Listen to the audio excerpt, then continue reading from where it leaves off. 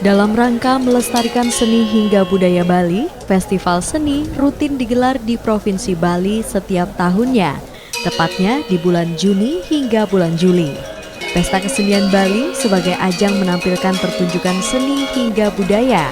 Selain itu, ditampilkan pula berbagai jenis kerajinan tangan hingga kuliner dari para IKM.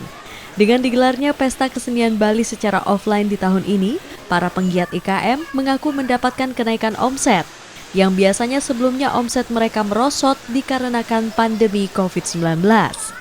Tingkat penjualannya dari sebelum-sebelumnya kan itu ada pameran namanya Pameran Bali Bangkit, itu dari tahun 2020. Nah, jadi semenjak adanya Pesta Kesenian Bali yang tahun 2022 ini, di mana sudah mulai dibuka secara offline, jadi penjualannya itu lebih baik daripada sebelumnya, tingkat ekonominya juga lebih baik, dan juga bisa saya prediksi juga dan saya lihat dari tahun-tahun sebelumnya juga, untuk Pesta Kesenian Bali tahun ini setelah masa pandemi ini, ekonomi dari perusahaan kami itu lebih meningkat, jadi lebih baik. Jadi harinya itu biasanya sih nggak terlalu, tapi di sini ya bisa menutup lah, bisa menutup.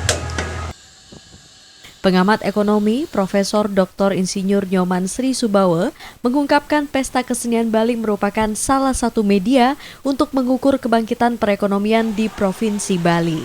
Selain menjadi ajang promosi bagi masyarakat hingga penggerak IKM untuk memasarkan kembali produk mereka setelah pandemi COVID-19.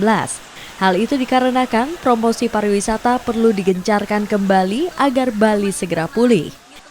Produk dengan berbagai produknya, ya, bagian dari promosi tentang Bali, tentang pariwisata Bali, tentang kesenian Bali dan segala aspek, ya, kehidupan budaya Bali, tentu menjadi momen yang tepat, ya, untuk Bali bangkit kembali.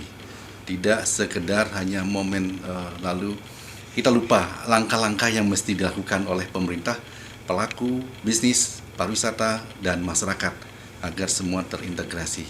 Sebelumnya saya sempat datang dan mencermati hasil-hasil karya UMKM kita dengan pameran demikian luar biasa, dan tentu ya semestinya dari ujung, dari hulu ke hilir mesti harus tuntas. Kita mampu memproduksi, lalu apa yang kita distribusikan, cara kita lalu memasarkan produk itu agar dapat, ya, tidak hanya Bali saja menjadi tujuan, tentu secara nasional maupun secara global. Ya, ekspor kita mesti harus lebih baik karena ini penting, ya, edukasi tentang pemasaran, tentang bagaimana mendistribusikan produk-produk UMKM kita. Pesta Kesenian Bali ke-44 tahun 2022 ini mengambil tema Danu Kerti Huluning Amerta yang bermakna memuliakan air sebagai sumber kehidupan.